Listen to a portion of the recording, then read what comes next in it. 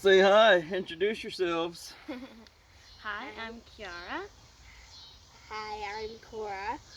And I'm Matt. Welcome to Creating a Future We Want. The Our Learning series. We're in the middle of a project right now called What is a Garden? 30 Days of Adaptive Action. Yeah.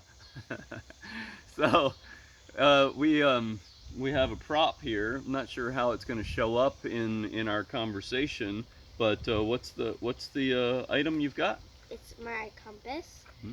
I can take it out of its case and show you, which you can't see it through its case because the case isn't clean. Yep. Here's the compass. Oh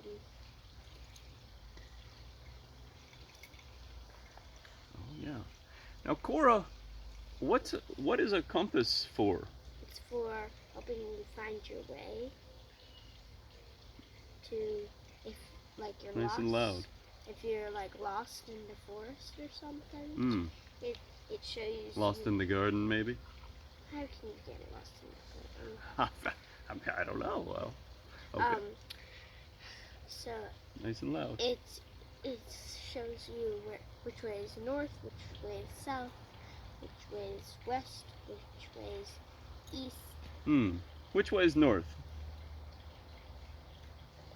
That way? Yep, that's right. Okay, good. Of course, I could tell you all anything and say they're right. Of course, they're brilliant. Okay, so anyways, 30 days of adaptive action. Now, adaptive action is a powerful way of engaging with a pretty tricky question. What is a garden? Don't know if you've ever thought about that before, but we've been thinking about it an awful lot.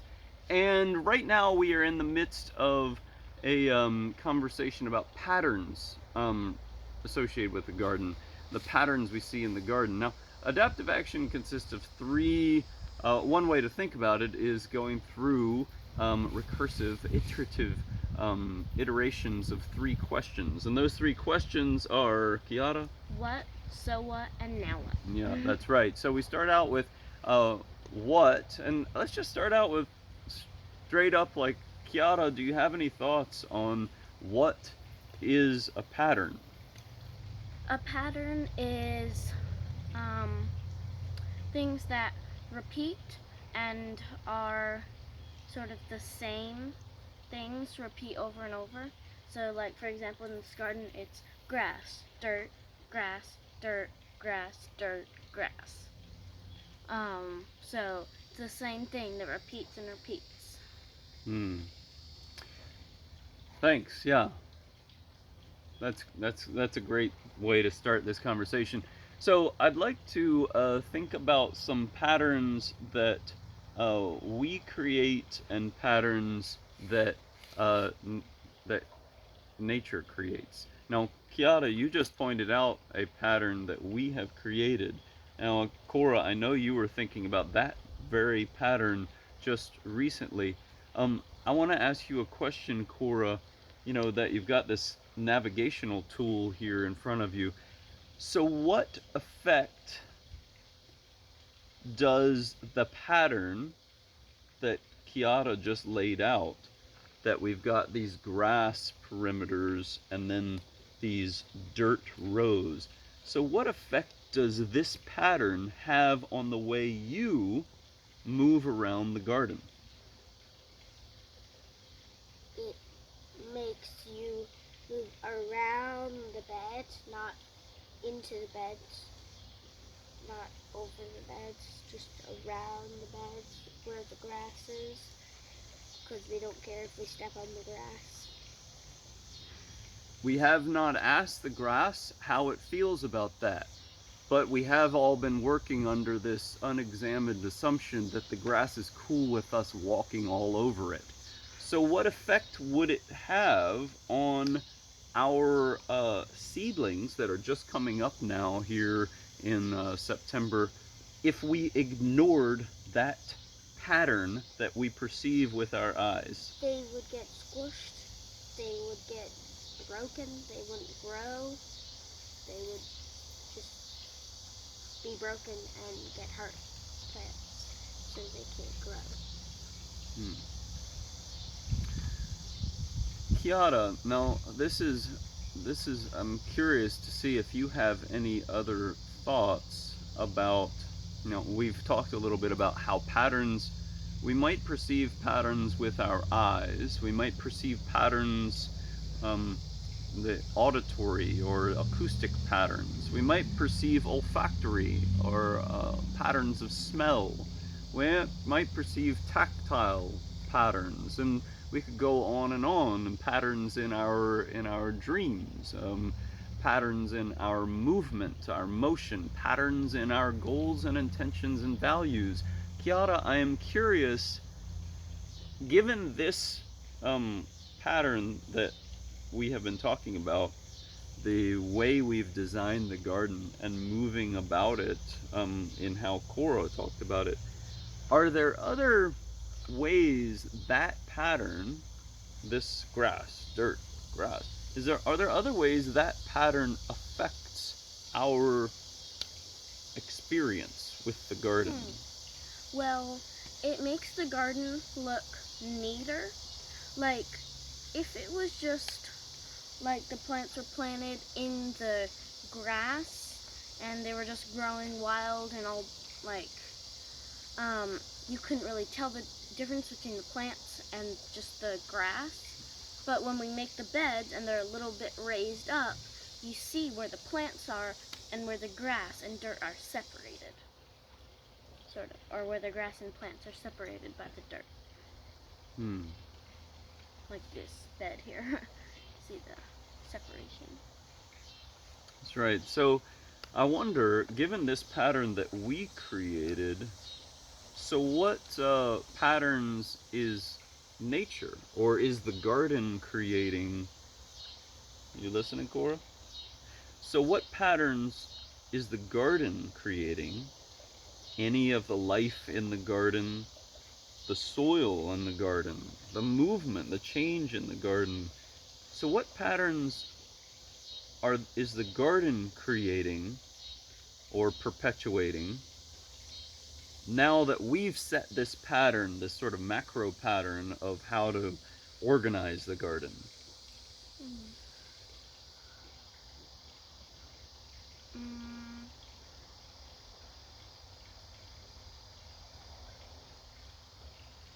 What patterns might we perceive in the behavior of the insects in the garden, given the pattern we have constructed?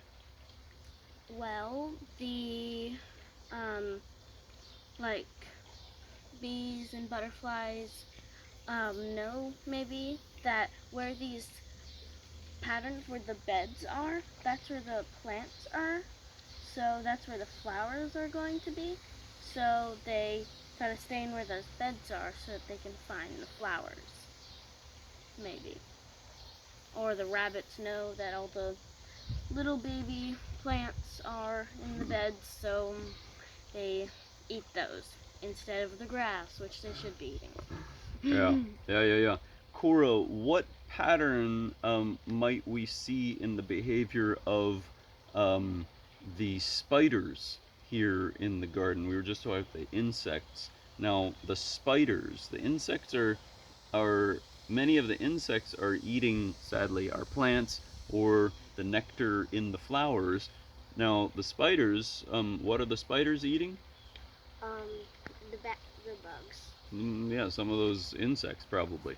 Now, these arachnids, right? These spiders. So, what patterns of behavior might they engage in, given the pattern we've created with the soil and the plants growing? Well, the old plants, I sometimes find cobwebs there.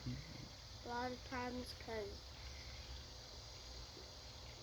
because bugs like to land on those plants. Nice and loud, yeah.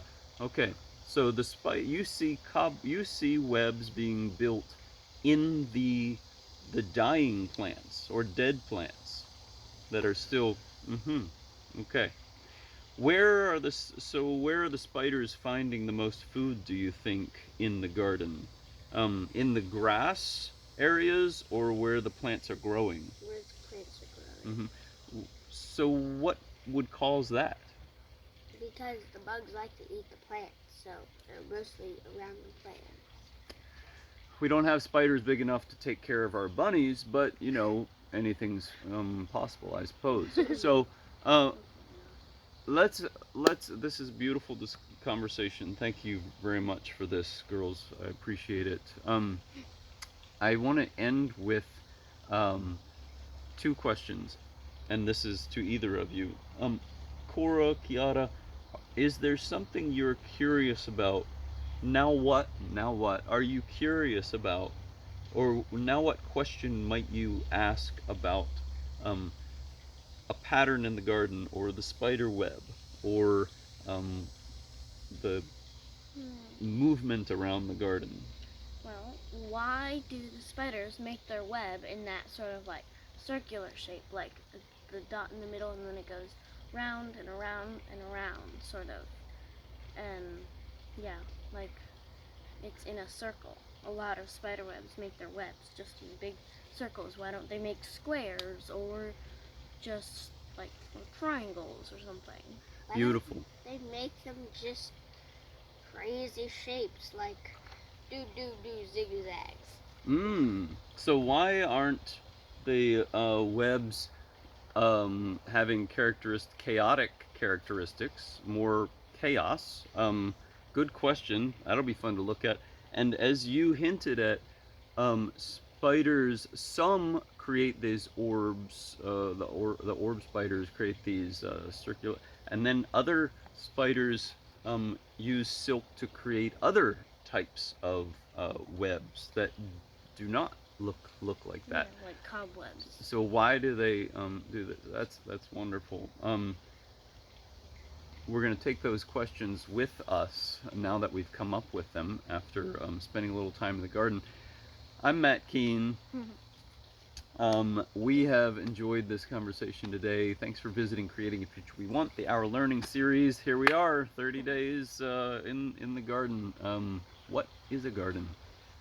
We're going to take our compass with us here to make sure we know where to go.